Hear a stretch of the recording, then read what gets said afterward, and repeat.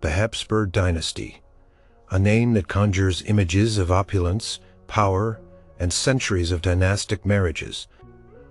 For generations their empire stretched across Europe, built on alliances sealed by lavish weddings and strategic family ties.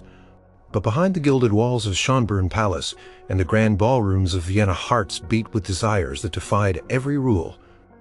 Some dared to love outside the rigid lines of royalty, risking everything for a forbidden touch, a whispered promise, or a secret meeting. These are the stories of passion that shook the very foundations of one of the world's most powerful families. Brace yourself, because royal life was never as prim and proper as the history books suggest.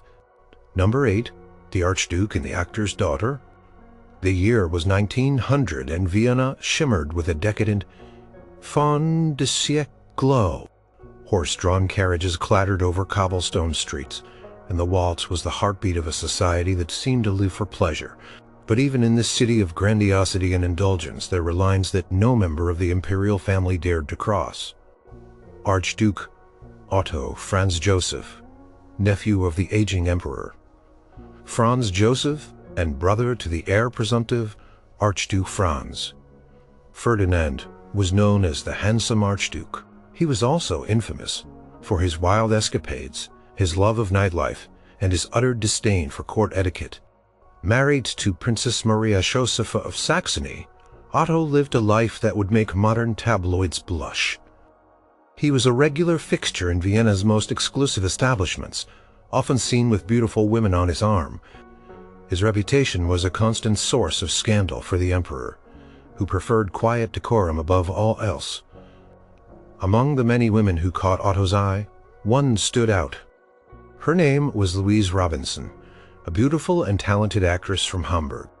She was a commoner, an artist, and everything an archduke was forbidden to publicly associate with, let alone fall for.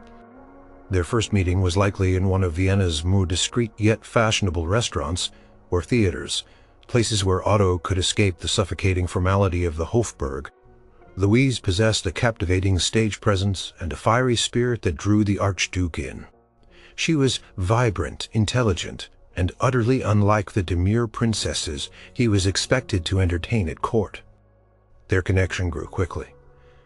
Fueled by secret rendezvous and stolen moments away from prying eyes, Otto found in Louise a refreshing escape from his suffocating royal duties and his unhappy marriage. She offered him genuine companionship and an understanding of the world beyond the palace walls. Their relationship blossomed into a passionate affair. Otto, despite his many dalliances, seemed particularly enamored with Louise. He showered her with gifts paid for her elegant apartment, and made little effort to hide his devotion to her, at least among his closest, most trusted friends. This blatant disregard for discretion caused significant distress within the imperial family. The emperor was furious, his patience with his nephew wearing thin. Otto's wife, Maria Josepha, a quiet and pious woman, endured her husband's infidelities with a stoic resignation, a hallmark of many Habsburg wives. But Louise Robinson was different. She wasn't just a fleeting mistress. She was a fixture, a serious attachment that threatened to destabilize Otto's already precarious position within the dynasty. Vienna society, ever watchful and eager for gossip, whispered about the Archduke and the actress. The newspapers, though censored, hinted at the scandals surrounding the nuisance, as Otto was sometimes called. For Louise, the relationship brought both immense pleasure and constant scrutiny.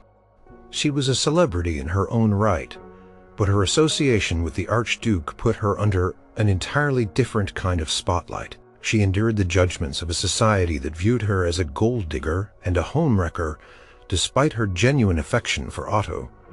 The forbidden nature of their love only intensified its flame. They defied expectations, challenging the very notion of what was acceptable for a royal prince. Their romance continued for years, an open secret that plagued the imperial court. It was a testament to Otto's stubbornness and Louise's hold over him.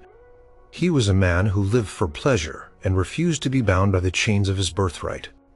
Their story highlights the stark contrast between the public image of the Habsburgs and the very human desires that often shattered their carefully constructed facade. Otto's love for Louise Robinson, a woman of the stage, was a defiant act in a world where love was rarely a choice but often a political necessity. Number 7. The Archduke who vanished for love. Archduke Johann Salvator of Austria was a prince with a restless spirit, an intellectual curiosity, and a deep-seated contempt for the restrictive life of the imperial court. Born in 1852, he was a cousin of Crown Prince Rudolf and a member of the Tuscan branch of the Habsburg family. From a young age, Johann demonstrated a brilliant mind, particularly for naval affairs, and a passion for travel and adventure that chafed against the rigid protocols of Vienna. He was an accomplished musician, a playwright, and a man who longed for a life of freedom and authenticity far removed from the pomp and pretense of royalty. His outspoken liberal views and his unconventional interests made him an outsider within the conservative Habsburg family. His heart, however, belonged to a woman who was everything the imperial family disapproved of: a commoner, a dancer, and a woman of independent spirit. Her name was Ludmilla Stumpf. Ludmilla was a charming and beautiful ballerina from the Vienna Opera, possessing a grace and an artistic soul that captivated the sensitive Archduke. Their paths likely crossed in the vibrant artistic circles of Vienna, where Johann sought solace from his suffocating royal existence. He was drawn to her vivacity, her talent, and her genuine nature so different from the artificiality of court life. Their relationship began in secret, a dangerous game for an archduke. Any hint of a serious attachment to a commoner could lead to scandal, disinheritance, or even exile. But Johann Salvator was not like other archdukes. He was prepared to sacrifice everything for his love and his freedom.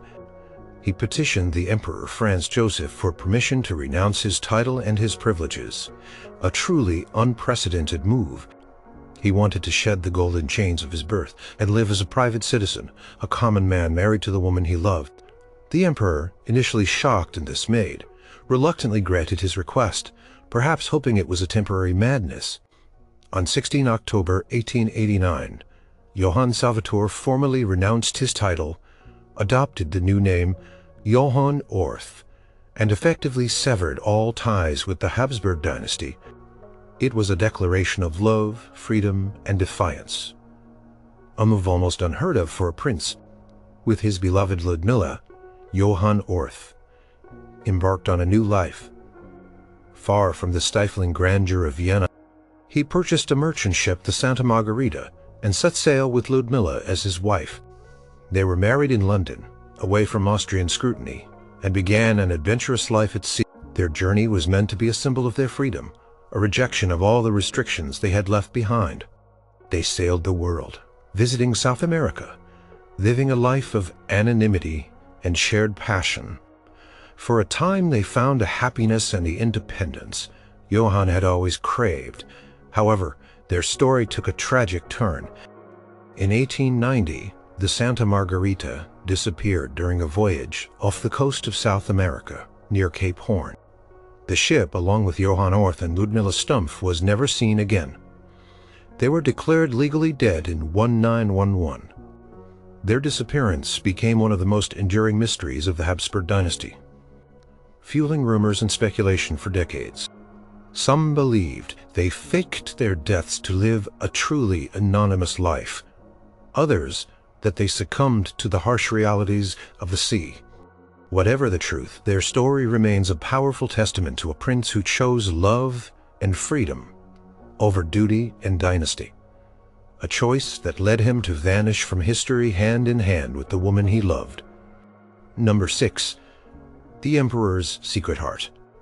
Emperor Franz Joseph I, the steadfast, duty-bound ruler of the Austro-Hungarian Empire for nearly 7 decades, was a man whose public life was synonymous with rigid protocol and unyielding adherence to tradition. His marriage to the famously elusive Empress Elizabeth Sisi was by all accounts a polite but emotionally distant affair. While Sisi pursued her own passions for travel, poetry, and beauty, Franz Joseph found himself increasingly alone in the vast Habsburg palace. His imperial duties consumed him, but even an emperor could not escape the longing for companionship and affection. It was into this lonely existence that a woman named Anna Nahowski quietly entered his life. Anna Nahowski was a commoner, a railway official's daughter, who lived a modest life in a house directly across from Schönbrunn Palace, the emperor's summer residence. She was beautiful, discreet, and possessed a gentle nature that appealed to the emperor. Their paths likely crossed during Franz Joseph's daily morning walks. In the palace gardens, he was known for his simple habits, often walking alone. Their initial encounters would have been brief, perhaps just a nod or a polite exchange of words. But something about Anna must have captivated the reserved emperor. He was tired of the artifice and the demanding personalities of court ladies. Anna offered a quiet sincerity and a refuge from the burdens of his crown. Their affair began around 1875 and continued in profound secrecy for over a decade. Franz Joseph would visit Anna's house almost daily, often in the early morning hours, slipping away from his imperial guards and household staff. These were not lavish public affairs. Their relationship was characterized by its discretion and its profound privacy. Anna was his confidant, his companion, a woman with whom he could simply be a man, free from the crushing weight of his title. He supported her financially, ensured her comfort, and showed her a kindness that few others experienced from the often austere monarch. He even arranged for the construction of a private entrance to her home directly from the palace grounds, a testament to his desire for their continued secret intimacy. Anna Nahowski bore a daughter, Helene, in 1885, and though the emperor never publicly acknowledged paternity, it was widely believed within their immediate circle that Helene was his child. This added another layer of forbidden complexity to their relationship. Franz Joseph, a devoted family man, despite his personal life, likely felt a strong connection to this child, even if it could never be openly expressed. Their romance was a profound violation of his marital vows and the strict moral codes of the Habsburg court. The existence of a commoner mistress, particularly one with a potential imperial child, was a dangerous secret that could ignite public scandal and weaken the legitimacy of the dynasty. The affair ended in 1889, the same tragic year as the Merling incident, which deeply affected the emperor. It is said that Franz Joseph gave Anna a significant sum of money and ended their regular meetings, perhaps to protect her and her family from further scrutiny, or perhaps because his life was simply too consumed by grief and duty.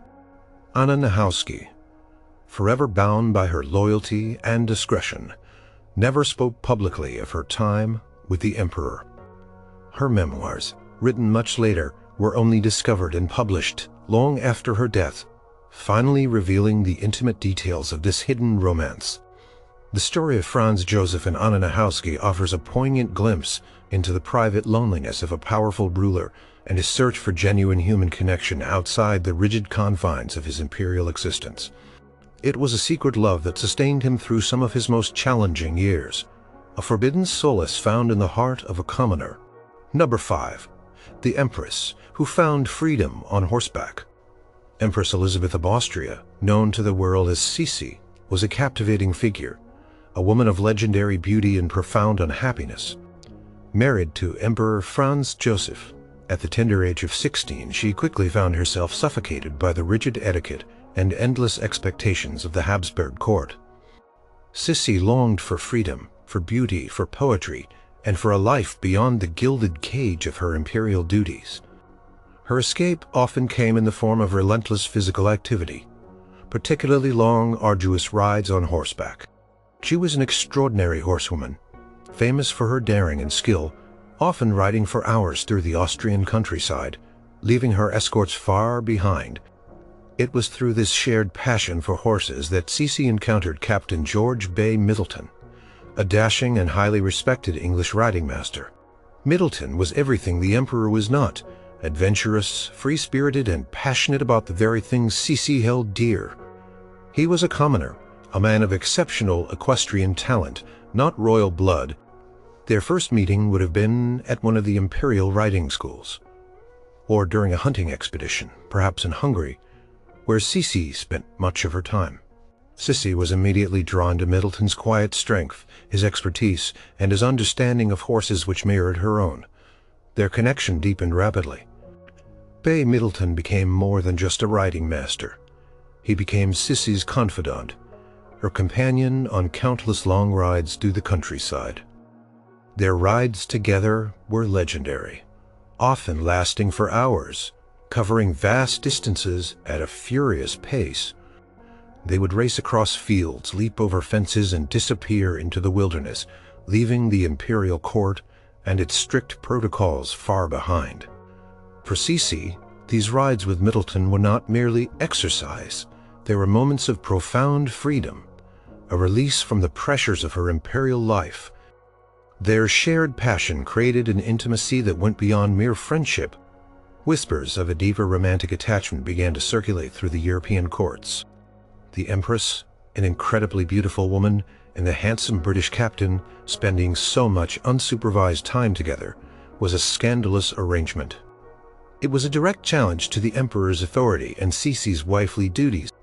Society, ever eager to judge, saw their intense bond as a highly improper relationship, a forbidden romance in all but name. While there is no definitive proof of a physical affair, the emotional intimacy and the sheer amount of time they spent together far from any chaperone fueled intense speculation. Sisi's deep affection for Middleton was palpable, and his devotion to her was clear. He understood her restless spirit, her melancholic soul, and her need for escape, in a way few others did. Their time together was abruptly cut short when Middleton died tragically in a hunting accident. In 1892, Sisi was devastated.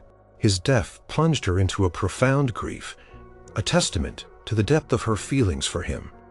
She wore black for a long time and refused to ride again in England, the place of their most intense shared experiences. The Empress's extraordinary attachment to a commoner, a man with whom she shared a unique bond forged in the thrill of the chase and the solitude of the open road, remains one of the most intriguing and poignant forbidden romances of the Habsburg dynasty. It was a love that transcended societal boundaries and offered the lonely empress a fleeting taste of true freedom and companionship. Number 4. The tragic prince and his obsession? Crown Prince Rudolf of Austria, the only son of Emperor Franz Joseph and Empress Elizabeth, was a complex, brilliant, and deeply troubled man. Born into immense privilege, he was destined to inherit one of Europe's largest empires. Yet, Rudolf chafed under the weight of his responsibilities and the rigid expectations of his father. He was a liberal, an intellectual, a scientist, and a free thinker, often at odds with the conservative court. His marriage to Princess Stephanie of Belgium was a dynastic match devoid of passion, and their union quickly became unhappy. Rudolf sought solace in hunting, in intellectual pursuits, and increasingly in the arms of various women. Among his many dalliances, one relationship would prove fatal: his obsessive affair with Baroness Mary Witzera. Mary was a young, beautiful, and spirited 17-year-old noblewoman from a prominent aristocratic family.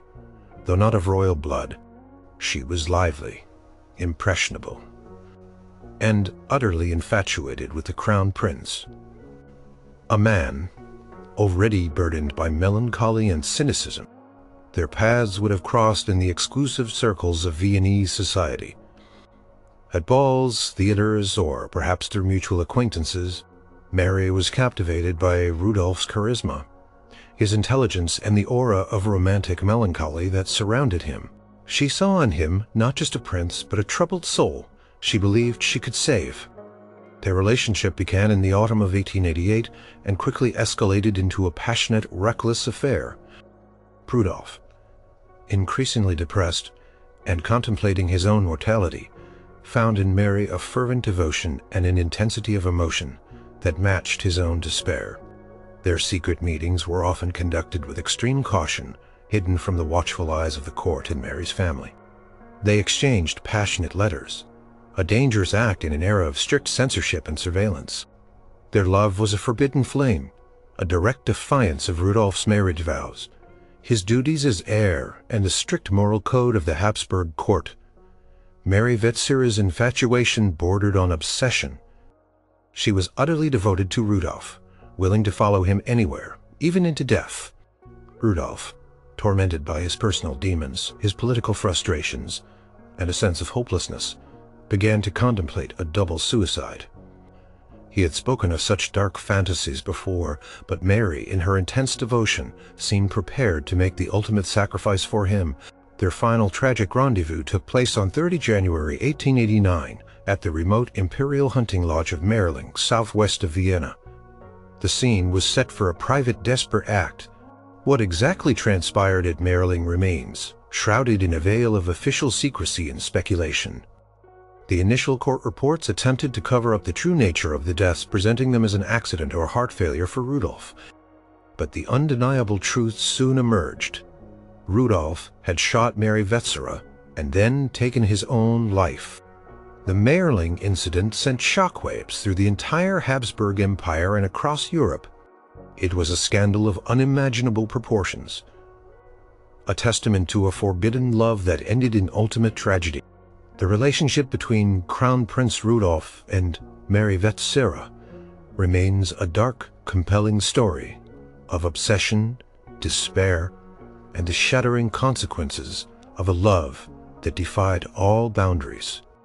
It exposed the fragile underbelly of the glittering Habsburg world, revealing the profound human cost of royal duty and forbidden passion. Number 3. The Archduke who fought for his love.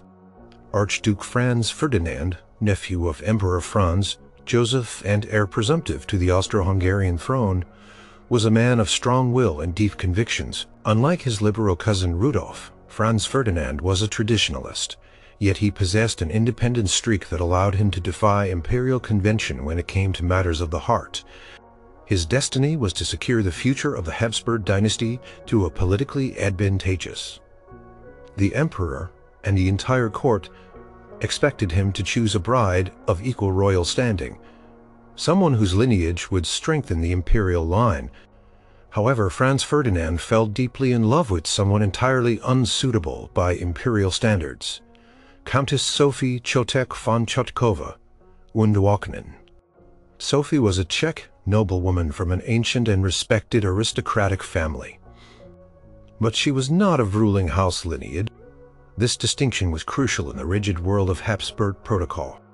A marriage between an archduke, especially the heir, and a countess was considered a morganatic marriage, meaning that any children born of the union would be excluded from the succession and would not share their father's rank or titles. Their romance began in the mid-1890s, likely at a ball or court gathering where Sophie served as a lady-in-waiting to Archduchess Isabella, the wife of Franz Ferdinand's cousin. Their relationship was initially a carefully guarded secret. The court, with its network of spies and gossips, eventually discovered the unthinkable. The future emperor was in love with a mere countess. The Emperor Franz Joseph was absolutely furious. He forbade the marriage, fearing the dynastic implications and the perceived lowering of imperial prestige. He even threatened to disinherit Franz Ferdinand, a grave punishment for any archduke. But Franz Ferdinand was unyielding. He was determined to marry Sophie. No matter the cost, he declared that if he could not marry Sophie, he would never marry at all. His stubbornness, combined with his status as the only male heir after Rudolph's death, eventually forced the emperor's hand. After years of intense pressure, heated arguments, and the intervention of other European monarchs who supported Franz Ferdinand, the emperor finally relented. However, it came with harsh conditions. On 28 June 1900, Franz Ferdinand was forced to sign a public declaration at the Hofburg Palace, witnessed by the entire imperial court, renouncing all rights of succession for his future children with Sophie. Their children would be denied imperial titles and could never inherit the throne. Sophie herself would never be empress, only granted the title Duchess of Hohenberg. The wedding, held on 1 July 1900, was a subdued affair, deliberately shunned by most of the imperial family. including the emperor who did not attend. Only the Archduke's stepmother and two of his sisters were present. Despite the humiliation and the severe restrictions placed upon their union, Franz Ferdinand and Sophie's marriage was, by all accounts, a deeply loving and happy one. They found solace and joy in their family life, raising their 3 children away from the public eye. Sophie was a steady, calming presence in Franz Ferdinand's often stressed life. Their love, though born of defiance, was genuine and enduring. Their story, however, was destined for a tragic end. On 28 June 1914, exactly 14 years to the day after Franz Ferdinand signed the declaration, sacrificing his children's succession rights, he and Sophie were assassinated in Sarajevo. Their deaths, the spark that ignited World War I, brought a devastating end to a love story that defied the strictest imperial laws.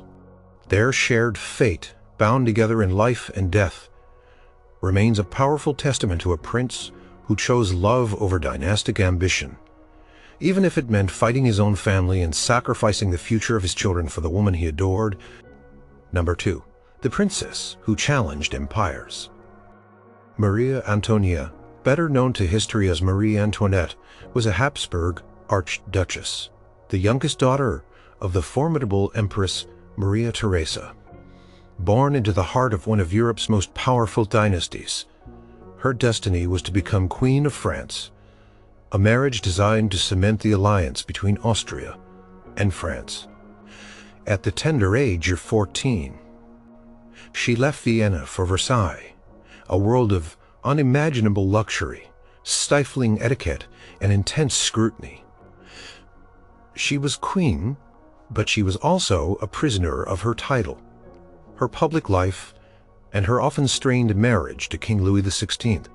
Amidst the glittering, superficial world of the French court, Marie Antoinette found a rare connection, a friendship that many believe blossomed into the most passionate and dangerous forbidden romance of her life. His name was Count Axel von Fersen, a handsome, dashing Swedish nobleman, diplomat and military officer. Fersen first met Marie Antoinette in 1774, shortly after her arrival in France. He was immediately captivated by her charm, her beauty, and her vivacious spirit. She, in turn, was drawn to his gallantry, his discretion, and his genuine affection, so different from the artificial compliments of the French courtiers. Their relationship developed slowly, carefully. Over years, Fersen became a constant, trusted presence in Marie Antoinette's life. He was a member of her inner circle, a frequent visitor to her private retreats at the Petit Trianon, away from the prying eyes of the court. Their bond was deep, intellectual, and intensely emotional. Many historical accounts and surviving letters, though carefully coded, strongly suggest a romantic connection, a profound love that transcended their official roles. For a Queen of France, any affection outside the marriage was not just a personal betrayal, but a political liability, an act of treason that could destabilize the monarchy itself. The forbidden nature of their relationship only intensified their connection. Fersen became Marie Antoinette's most loyal confidant, her unwavering support in a court that was increasingly hostile towards her. During the escalating political unrest and the French Revolution, Fersen demonstrated extraordinary courage and devotion. He was instrumental in organizing the failed flight to Varennes in 1791, a desperate attempt to smuggle the royal family out of revolutionary France. He personally drove the carriage, risking his own life to save the woman he loved. This act cemented his place as her most devoted secret admirer, a man willing to sacrifice everything for her. Even after the royal family was imprisoned, Fersen continued to try to communicate with Marie Antoinette, sending her coded letters, expressing his unwavering love and his anguish over her plight. Their correspondence reveals a deep mutual affection, a profound bond that defied walls and political turmoil. Marie Antoinette's final years were marked by imprisonment and eventual execution, a tragic end for a queen. Axel von Fersen continued to grieve her loss for the rest of his life, a testament to the depth of his devotion. The romance between Marie Antoinette and Axel von Fersen remains one of history's most speculated upon and poignant forbidden loves. It was a dangerous secret, a passionate connection that existed in the shadow of revolution, threatening the very fabric of monarchical power. Their story speaks to the power of human connection, even in the most perilous of circumstances, and the enduring allure of a love that defied all political and societal boundaries. A love that could only exist in the deepest secrecies. Number 1. The lover who gave up everything. Archduke Leopold Salvator of Austria, a member of the Tuscan branch of the Habsburgs, was born in 1863. Living through a period of immense change for the Austrian Empire, he was a military man, an inventor, and, like his cousin, Archduke Johann Salvator, a prince who found the constraints of royal life stifling. The glittering ballrooms and rigid court protocols held little appeal for him. He yearned for a different kind of life, one defined by personal choice and genuine affection rather than dynastic obligation. This longing for authenticity led him down a path that few Habsburgs dared to tread. His heart was captured by a woman who was considered completely unsuitable for an archduke, Alice Lily von Mervenau. Lily was a commoner, a woman of great beauty and charm, but with no royal lineage whatsoever. Her background was simple, her life far removed from the imperial grandeur. Their meeting likely occurred in one of the more relaxed social circles of Vienna, away from the formal court functions where Leopold Salvator might have sought respite. He was drawn to her sincerity, her independent spirit, and her unpretentious nature. She offered him a glimpse of a life free from the suffocating expectations of his birthright. As their relationship deepened, Leopold Salvator faced a monumental decision. To marry Lily, he would have to make an unthinkable sacrifice, renounce his titles, his privileges, and his place within the Habsburg dynasty. This was a direct challenge to the emperor and the very foundations of his family. The Emperor Franz Joseph, still reeling from the Mayerling tragedy and the morganatic marriage of Franz Ferdinand, was undoubtedly displeased by yet another archduke contemplating such a drastic step for love. The idea of a prince abandoning his heritage for a commoner was an affront to centuries of tradition and royal bloodlines. Despite the intense family pressure and the dire consequences, Leopold Salvator was determined. He chose love over lineage. In 1903, he formally renounced his archducal title and adopted the new name Leopold Wolfling, shedding the gilded chains of his Habsburg identity. This act was a profound declaration of independence, a clear statement that his personal happiness was more important than the expectations of an empire. He gave up his military career, his income from the imperial family, and his social standing, embracing a life of relative anonymity and freedom with the woman he loved.